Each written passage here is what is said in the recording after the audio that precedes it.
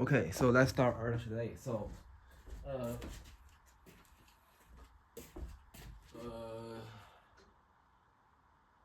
okay, so let's try to prove this one. So,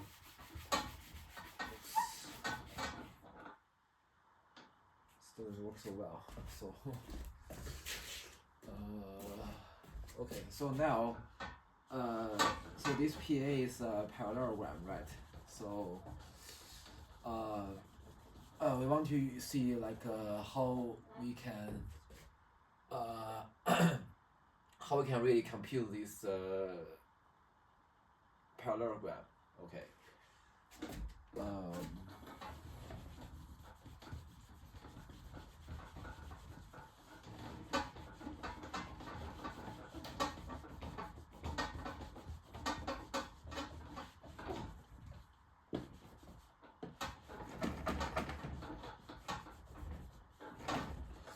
Okay, so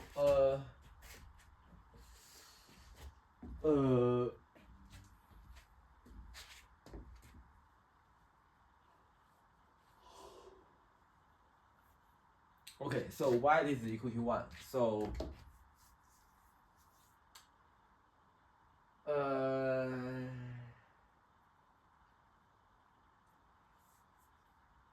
because so apparently we want to use the residue theorem, right? So so here it says that this function, so if f is a function homomorphic on a domain, right? Except possibly at a finite point. So and then so then if there's a loop and it is half-past homotopy to the constant loop, right? So in this omega, so then we have that the 1 over 2 pi I, the integral of this loop of fz dz is equal to the one number of this gamma respect to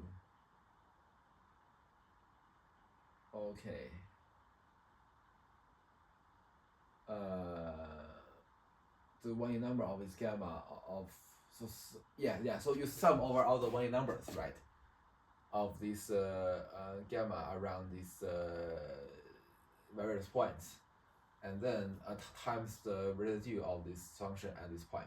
Okay. So in this case, what we have is that we have our zeta function, right? So I think my concern is that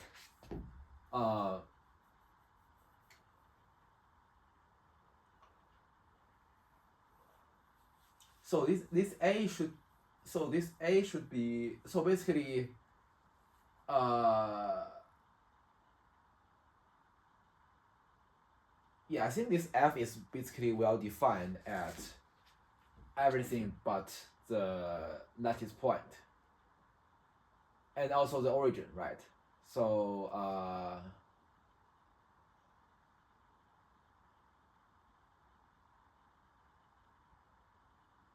wait, I think wait, for the zeta functions,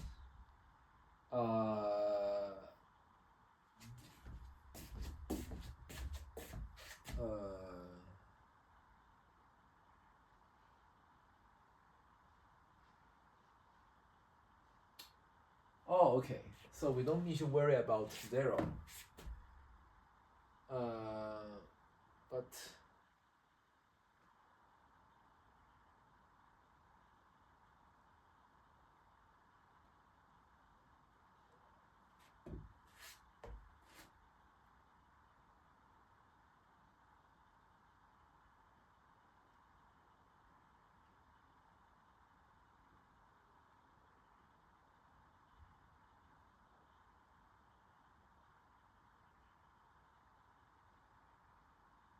okay, so let's see. So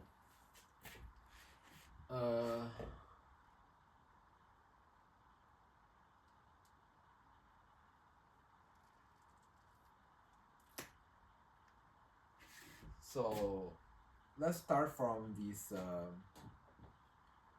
Let's start from this A.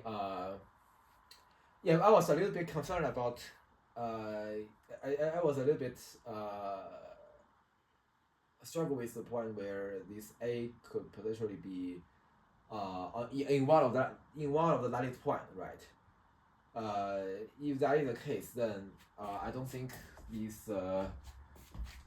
So basically, you think of the gamma as the boundary of the parallelogram, right? So this curve is homotopy to the origin.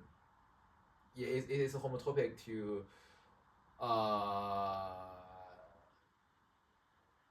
like to a constant loop, right? So basically, you just pick a point inside, and then for each point on the parallelogram, you draw the line that connects the center the point inside the parallelogram to the boundary point, and then you define the homotopy to be like the shrinking one until you shrink to the origin.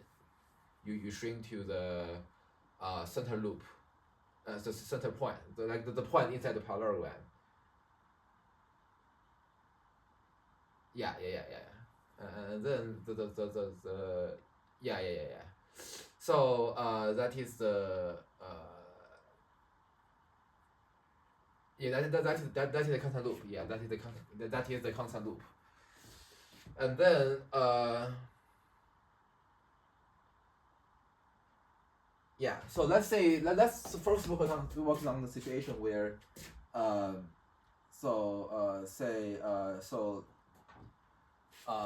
let's work on a situation where this A is not one of the lattice point, right? So if A is not in one of the lattice point, besides origin, right?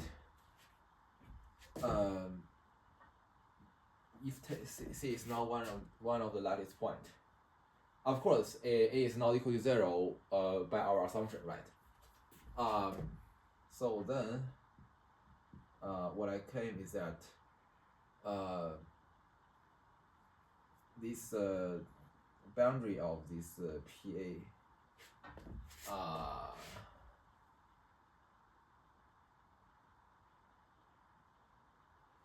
wait. If even though A is not a lattice point, but the boundary of so what happens if the boundary of the parallelogram intersect one of the omegas? Okay, so I have this question right now. So let's see. So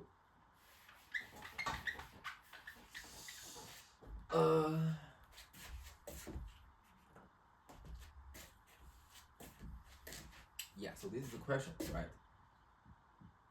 What happens if the boundary of the parallelogram intersect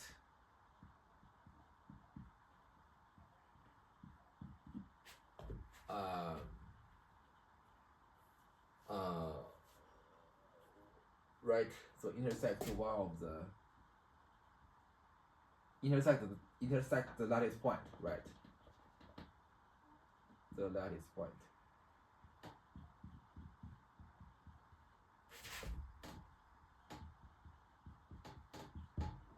Yeah. So let me try to look. So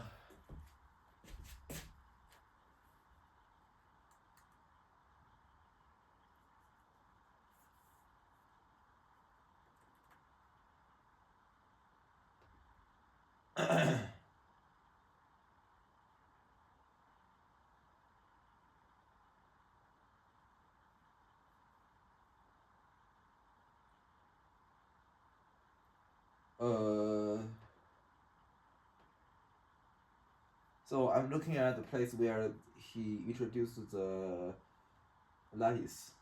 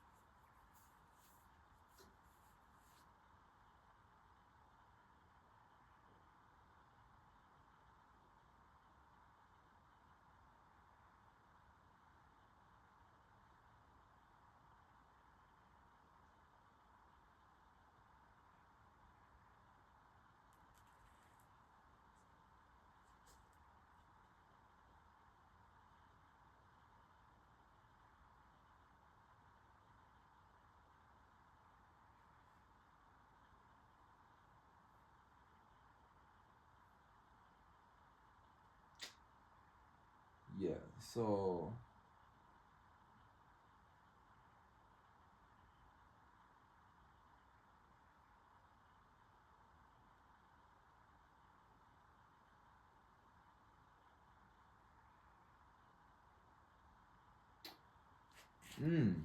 okay, so there is a word I find in here that he said that this is proved by there's a theorem in general, right? So and then he claimed that by the so yeah, so this is a theorem about the zeros and the poles of an elliptic function has by a1 plus the plus an is equal to b1 plus the plus bn plus bn mod m. And then this is proved by considering the integral, like 1 over 2 pi I, the integral over the boundary of the parallelogram z f prime z over fz dz, where we may again assume that there are no zeros or poles on the boundary. Okay, so maybe I'm just saying that this might be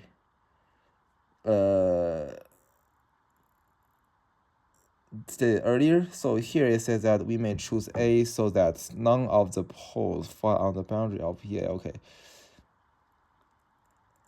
Okay, yeah, this is true. So, but if the boundary PA is traced in the positive sense, the sum of residues.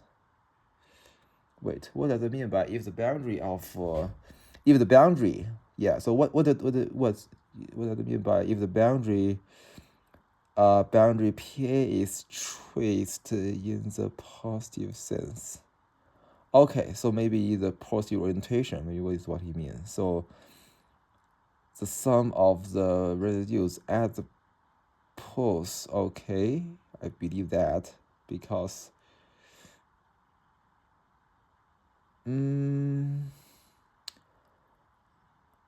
okay, yeah, we may choose PA, okay, but where is the argument that he stated earlier about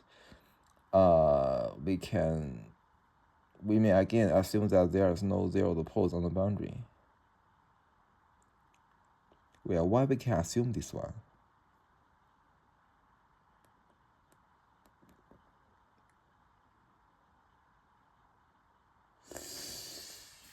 Okay, but yeah, so but why is it true when we pick the A, arbitrary A, right? So let me see. So okay, so here this is the place that he said about the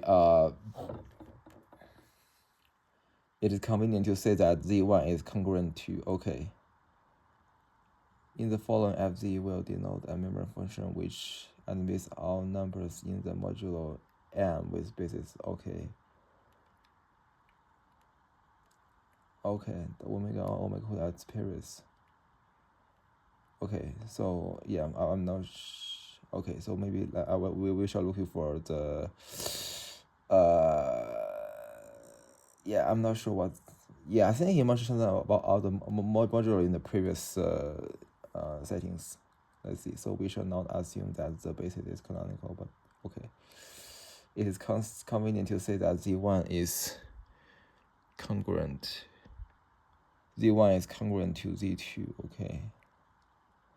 The function f takes the same value at congruent points. Okay, and may thus be regarded as a function on the congruent classes. Okay. Okay, I see. A concrete way to make use of this property is to restrict the function. Oh, I see. Okay, I see. A concrete way to make use of this property is to restrict the function to a parallelogram. Oh, okay, I see. Okay, that's sweet. Okay. By including part of the boundary, we may present the concrete crossed by exactly 1 point. Okay, I see. So then, okay, I think, yeah, I think this is because we proved just for the zeta function, right? So we have already proved the periodicity property here, right? So basically we just regard the So because the value of this, oh no, I'm wrong, because yeah, so this zeta function is not exactly periodic, because once you move by once the input is changed by omega 1, the output is not the same, right? So it's changed by the constant.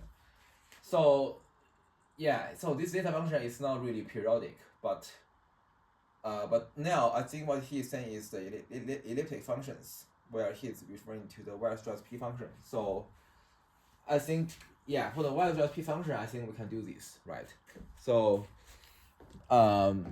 yeah, we can just instead of defining the functions over all the C, right? So what we do is that we can just define the functions over over this parallelogram, right? So over a parallelogram, and then because so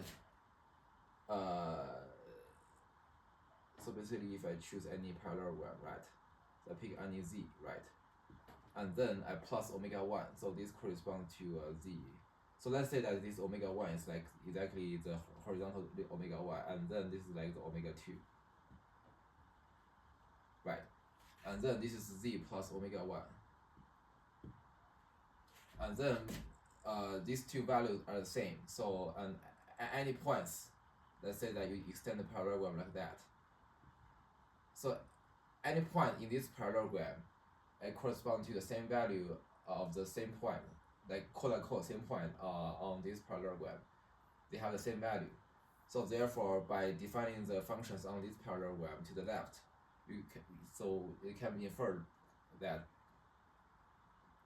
the function value at this parallelogram. So yeah, so I think this is what he's trying to say here. So and then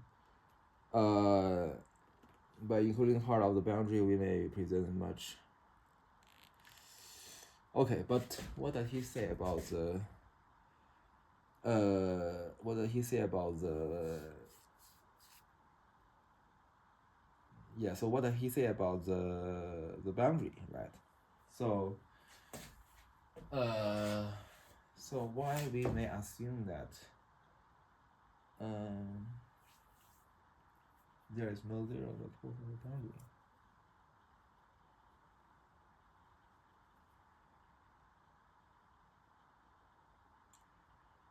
Okay, so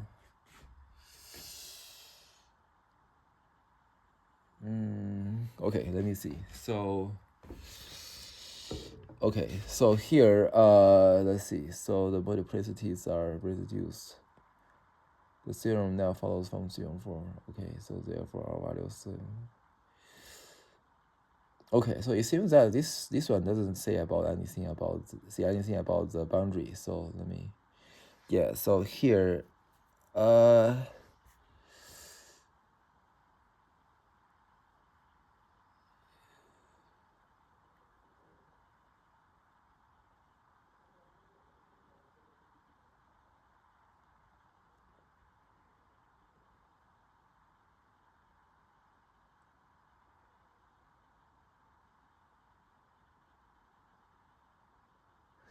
okay, so let's see. I think maybe we can just continue to see what this argument leads to, and then we may come back.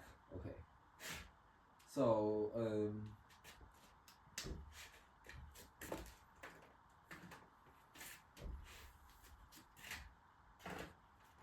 okay, so let's see what's going on next.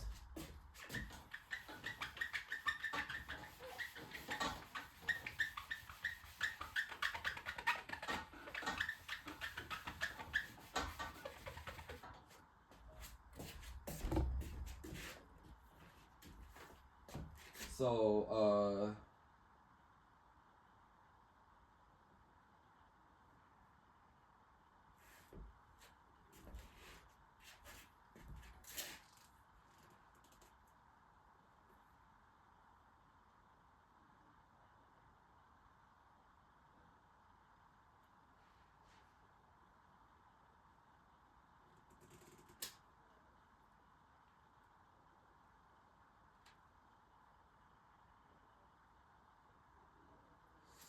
okay, so then it says that the integral is easy to evaluate.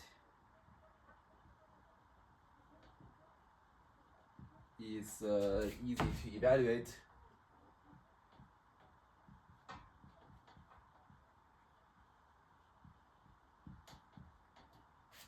By adding the contributions from opposite sides of the parallelogram.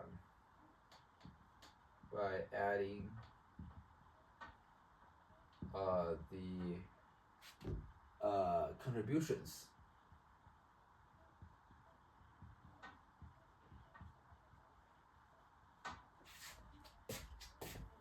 from opposite sides of the parallelogram. From opposite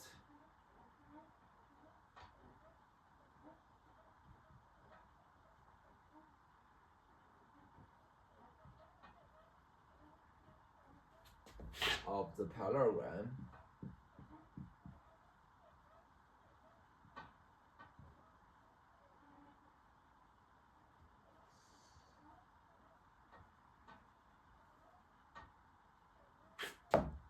And we obtain the equation.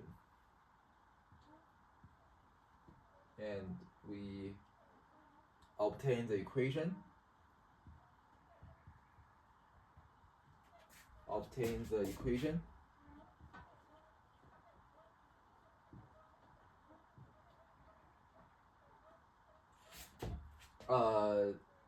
So eta 1 omega 1 minus eta 2 omega 2 is equal to 2 pi I, known as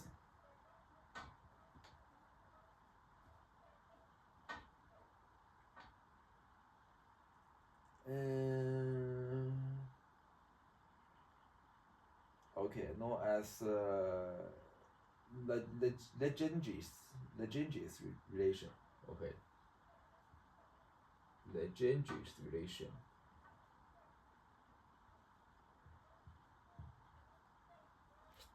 Sorry, maybe I've been off correctly here. Okay. So let's see. So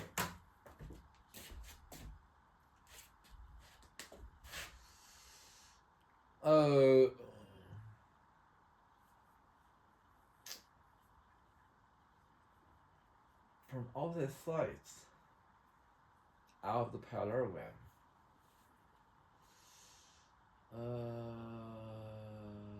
we obtain the equation.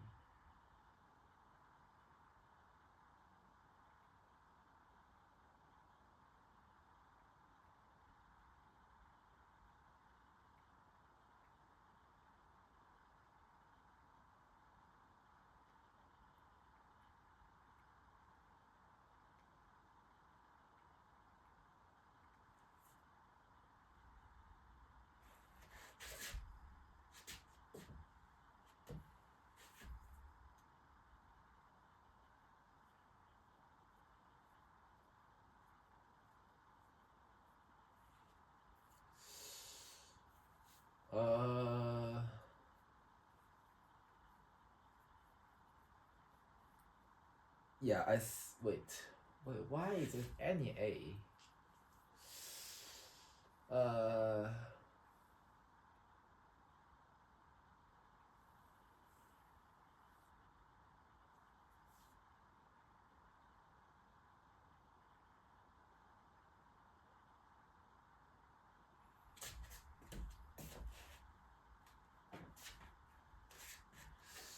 Okay, so let's start with A that's not in one of that is point. Okay, and we will see what happens. Okay, so okay, so let's see. So proof.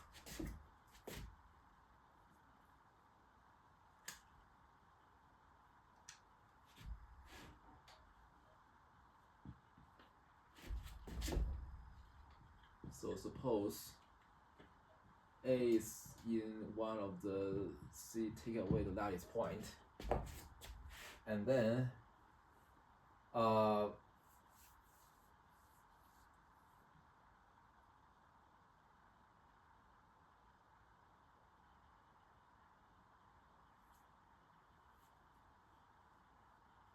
Okay, so let's first draw this one.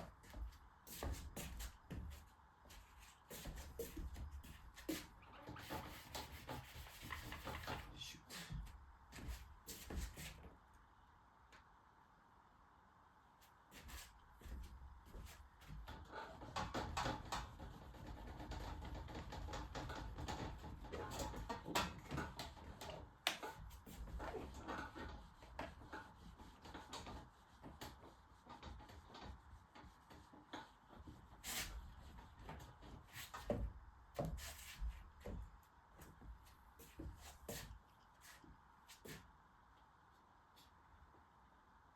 Okay, so yeah, so maybe yeah.